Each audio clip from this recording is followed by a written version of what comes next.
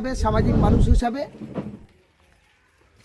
আমঝাড়া অঞ্চলে, বাসন্তী থানার আমঝাড়া অঞ্চলের তারদা চর পাড়ায় মসজিদটাকে কেন্দ্র করে যে গণ্ডগোল, আমি এটা অনেক দিন আগে শুনেছি। শোনার পর একদিন স্কুটি নিয়ে গেছি এবং ওখানে আমি ভিডিও করেছি। তারপরে দেখলাম একটা মসজিদের পাশে আচমকাভাবে এই সমস্ত খোলামেলা মাটি দিয়ে দখল হচ্ছে, একটা চালা মতো উঠেছে। ইতিপূর্বে এই খবরটা জানাজানি হতে পরেই শুনলাম ওখানে একটা বাড়ি আগুন লেগে গেল। মসজিদটা যারা প্রতিষ্ঠাতা, যারা তৈরি করেছেন, তিনি মারা গেছেন, এখন নেই। এই মারা যাওয়ার পরে মসজিদ চালানোর মতো গ্রামের মানুষের যদি সেই মিল থাকতো, তাহলে একসঙ্গে মিলে মাদ্রাসাটা জীবিত রাখতো। সেই মাদ্রাসাটাকে মৃত করে দিয়েছে, চালাতে পারছে না। স্বাভাবিকভাবে না চালাতে পারলে মাদ্রাসাটা অকেজ হবে। এবং তার মাদ্রাসার এরিয়া ধরে বাসন্তী হাইওয়ে রাস্তার ফ্রন্টের ভালো জায়গা, সেই জায়গাটা অ্যাকচুয়ালি দখল নেওয়ার জন্য ওখান লোকাল পার্টির সাপোর্ট নিয়ে অনুপ হালদার আর কি হালদার বললে তাদের দল বল নিয়ে এদের চড়ো হয়। কারণ এদের বাড়ি ওরম যদি 10টা লাঠি 10টা পুরুষ এদের সমর্থন থাকতো, তাহলে অনুপ হালদার, স্বপন হালদার তার দলবল এই সাহসটা পেত না। এবং বাসন্তী থানার অফিসাররা সেই অর্থে সঠিক বিচার করেননি। কারণ 6 মাস আগে এই বাড়ির একজন মহিলাকে ডেকে বিচারের নাম করে এই অনুপ হালদাররা তার দলিল কেড়ে নিয়েছে।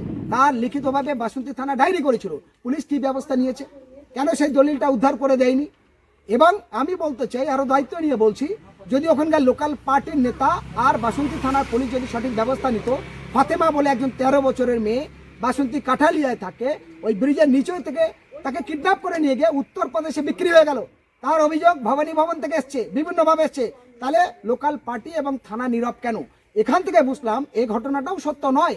ঘটনাটা জমিটা নেওয়ার নামে একটা মেয়ে, একটা বাচ্চা মেয়ে স্কুলে কলেজে পড়ে, বিএ ফার্স্ট ইয়ারে ভর্তি হয়েছে, তার সামাজিক বদনাম দেয়। নেতাদের এত বড় স্পর্ধা, লোকাল ওই পলিটিক্যাল পার্টির সমর্থকদের এত বড় স্পর্ধা, একজন কলেজ স্টুডেন্ট তার নামে বদনাম। ওরা জানে না সামাজিক কত বড় টর্চারিং ঘটছে? এটা করার অধিকার তাদের নেই। সে কবে কি করেছে সেটা পরের কথা। এবং তার যে কাগজপত্র দেখলাম, তাতে আমি দেখলাম তার সামাজিকভাবে তাকে বদনাম করা হয়েছে। ওই পেপারস ধরে যদি তাদের বিরুদ্ধে আইনগত লিগালি ব্যবস্থা নেওয়া যায়, অনুপ হালদার বাঁচতে পারবে তো? স্বপন বাঁচতে পারবে তো? এবং আইসি যে কথা বলছে সেই কথার উপরে দাঁড়াতে পারবে তো? পুলিশের কাজ হলো নিরপেক্ষ বিচার করা। পুলিশের কাজ হলো মানুষের পাশে দাঁড়িয়ে সঠিক অধিকারকে পাইয়ে দেওয়া। পুলিশ নেতাদের সঙ্গে দলদাস হয়ে থাকার কাজ নয়। ফলে আমি প্রশাসন এবং লোকাল পলিটিক্যাল পার্টির মাধ্যমে দৃষ্টি আকর্ষণ করে বলবো, এই অসহায় পরিবারের পাশে দাঁড়ান। অতীতে যা হয়ে গেছে ভুলে গিয়ে মিলন তিথিকে গড়ুন এবং সঠিক বিচারের আহ্বান রাখছি।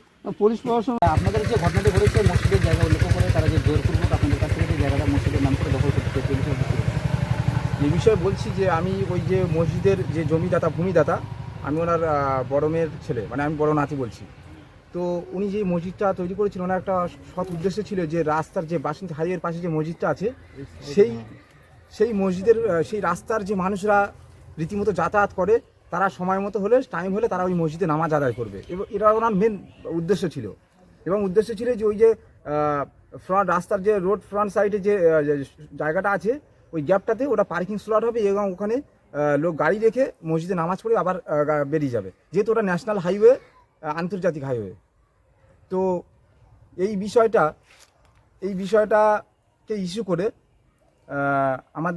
আমরা কথা বলি যে আমি ওই একই মসজিদের নামাজি হয়ে বা মুসল্লি হয়ে আমি এই বিষয়টা নিয়ে মুখ খুলি বা প্রতিবাদ করি।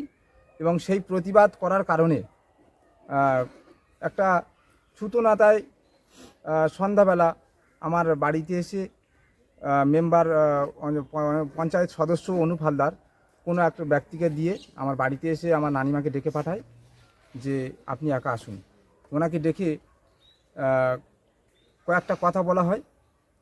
সেটা কি না, এই সমস্ত যে টোটাল জমি সম্পত্তি বিষয়টা নিয়ে যেটা আমরা প্রতিবাদ করছি, এই সমস্ত সম্পত্তির বিষয়টাকে চাপার জন্য ওরা, আমার বোন কলেজের স্টুডেন্ট, ফার্স্ট ইয়ারে অ্যাডমিটেড, সুকান্ত কলেজ, তো ওকে সামাজিক বদনাম করার চেষ্টা করছে। এবং লাস্ট শব্দ এটাই ছিল অনুপ হালদারের, পঞ্চায়েত সদস্য, যে তোরা আমার জালে জড়িয়ে গেছিস এবং তোদের যে সম্পত্তি, তোমার মেয়ের কাছে যে 5 কাঠা সম্পত্তি আছে এবং বাকি যে তোমার কাছে কিছু আছে এবং প্লাস 50,000 টাকা সহ এই সমস্ত কিছু তোমাকে উইল করে দিতে হবে, এটাই তোমাদের কাছে লাস্ট সুযোগ।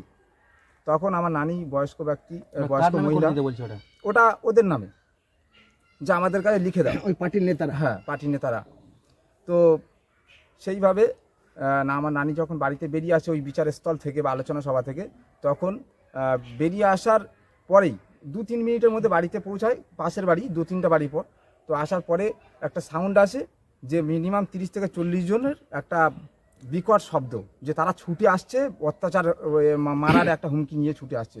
তো তখন আমরা পালিয়ে নিজেদের জাহানটাকে বাঁচানোর জন্য আমাদের ফ্যামিলি, মা, বোন, নানি, বাচ্চা, ছেলে মেয়ে, আমাদের কন্যা সন্তান সব কিছুকে নিয়ে ঘরের মধ্যে আমরা নিজেদের জাহানটাকে রক্ষা করার জন্য ঘরের মধ্যে আবদ্ধ হই।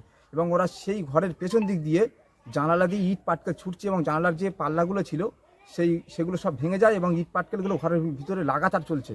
এবং আরেকজন সাইড থেকে এসে ওই গ্রামের যাদের নামগুলো আমি উল্লেখ করেছি, সেই তাদের মধ্যে কেউ একজন এসে আমাদের ওই ঘরের মধ্যে পাশে আমাদের রান্নাঘর ছিল, সেই ঘরটায় আগুন লাগিয়ে দেয়।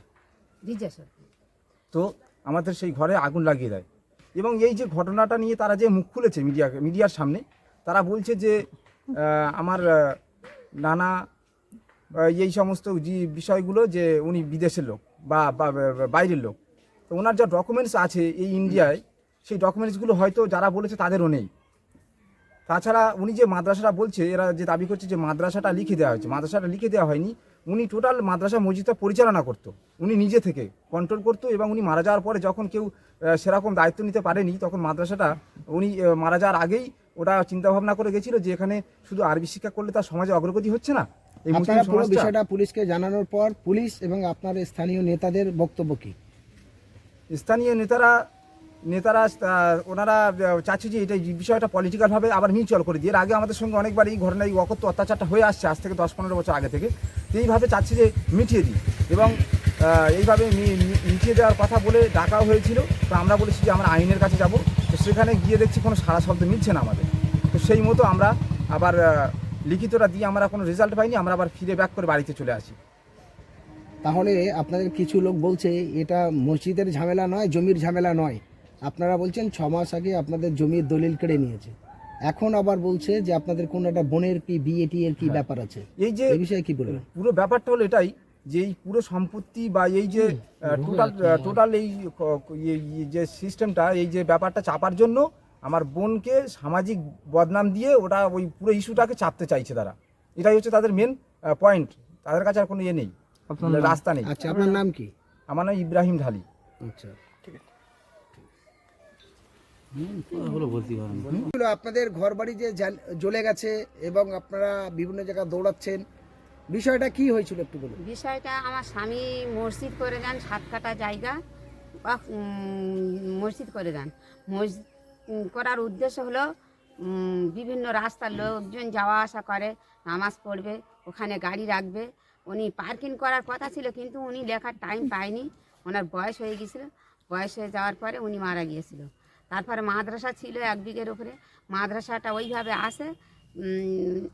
ওনার মারা যাওয়ার পরে তখন নাতিটা ছোট ছোট, তখন চালাতে পারে।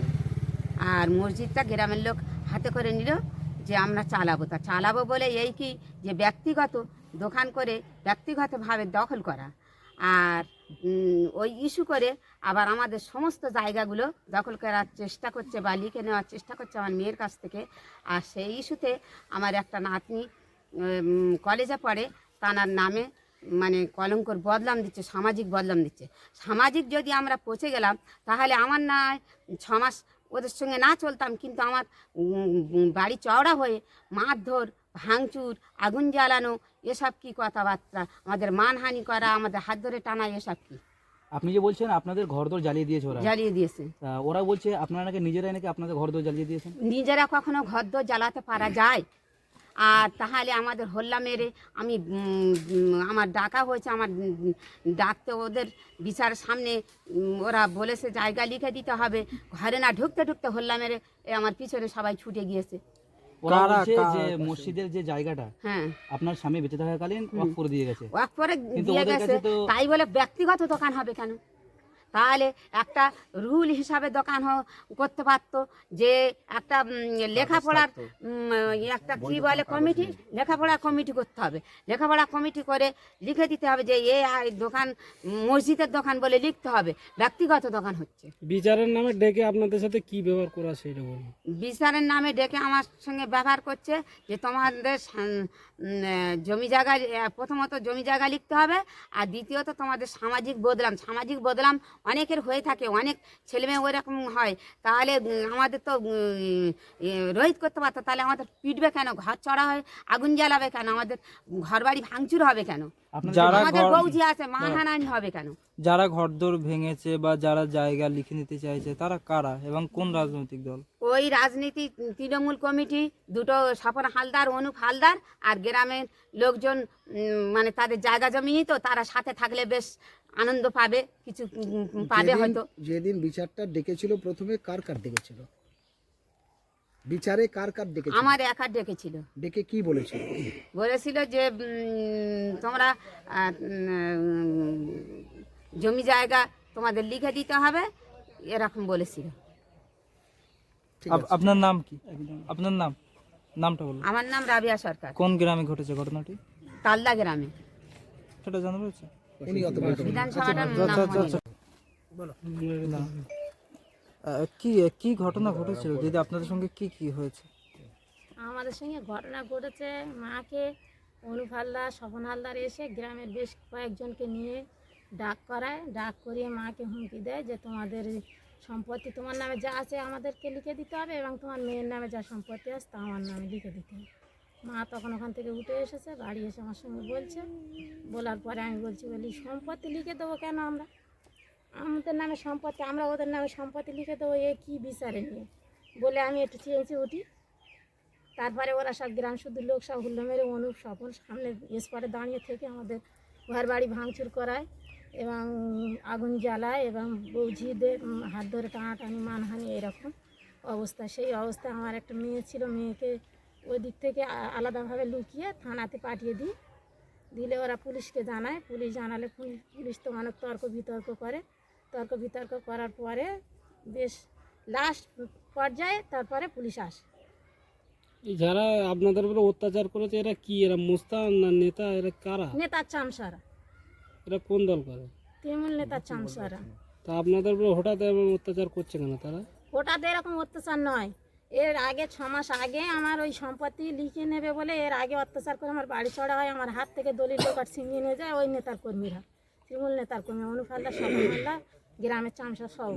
এবার নিয়ে যাওয়ার পরে আমাকে হুমকি দেয়, হুমকি দেওয়ার পরে আমি বাড়ি ছাড়া থাকি 6 মাস থাকার পরে তামিলনাড়ুতে, তারপরে বাড়িতে আসি, বাড়িতে এসে আমার একটা ভাসুজি জামাইদের বাড়িতে থাকি, ওখানে 4 মাস থেকে ওই থানাতে ডায়েরি করে তারপরে ভয়ে ভয়ে আস্তে আস্তে বাড়িতে আসি।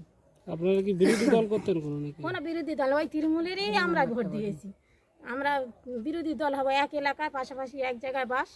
কিন্তু অনুপ হালদার সহ আরো কিছু তারা তৃণমূলের কিছু কর্মী তারা বলছে যে আপনারা নাকি বাংলাদেশি, সেখান থেকে এসে নাকি আপনারা এইবারে জোরপূর্বক ওই যে জায়গা জমি আছে সব আপনারা নাকি দখল করে নিয়েছেন। এইবারে ওই অনুপের কথার ভিত্তিতে ভেসে আসছে, ও যে ওনার দুই ছেলা চামসারা যে বলছে আমরা বাংলাদেশি, আর উনি ওখানে বক্তব্য রেখে গেছে কি আমার এই চরের মুসলিম ভাই 200 জন আছে, এর মধ্যে 150 জন ভূমিহীন, তাই যারা ভূমিহীন তারা বাংলাদেশি হতে পারে না, আমার আইতি সম্পত্তি আছে, আমি বাংলাদেশি কি করে হচ্ছি, তাহলে এই কৈফিয়তটা অনুপ হালদার দিতে পারবে। কি চাইছেন বর্তমানে, আপনারা কি চাইছেন? এইবারে ভূমিহীন বলে আমাকে এইরকম কি বাংলাদেশি বলে আমাদেরকে এইরকম করছে, তাহলে আমাদের সেই দলিল দিক তথ্য দিক কি আমরা বাংলাদেশি সেই প্রমাণটা জোগাড় করা, সেই প্রমাণটা দেখা। এইবারে তারপরে আরেকটা মেয়ে ওই যে রিজিয়া সর্দার যে মেয়েটা বক্তব্য দিয়েছে, আমাদের অবৈধ কথাবার্তা বলেছে, মেয়ের নামে কলঙ্ক রটিয়েছে, ওই মেয়েটা নিজের যে ব্যাকগ্রাউন্ডটা এত খারাপ সমাজে বলার মতো না, একটা মহিলা বললে আরও 10টা মহিলার নামে ছাপ আসে, তাহলে সেই ক্ষেত্রে তবুও বাধ্য হয়ে বলতে হচ্ছে। ওই মেয়েটার ব্যাকগ্রাউন্ড এমন খারাপ, একটা মুসলিম নারী হয়ে এখন অবৈধ একটা হিন্দু সঙ্গে ও এখন সংসার করছে, আর ওর যে এত রিপোর্ট খারাপ, আর ও থাকে না দেশে, ও থাকে কলকাতায়, এদিক ওদিক সেদিক ব্যবসা বিজনেস, মানে ওর ওই অবৈধ কারবার করে খায়, বিভিন্ন ছেলেদের সঙ্গে যোগাযোগ করে টাকা নিয়ে পয়সা নিয়ে সম্পত্তি কেনে, সে আমার মেয়ের নামে কলঙ্ক রটায়। ওই মহিলাটা এত মানে নিকৃষ্ট নিজের। আপনার নাম কি? আমার নাম মাহমুদা ঢালি। ঠিক আছে।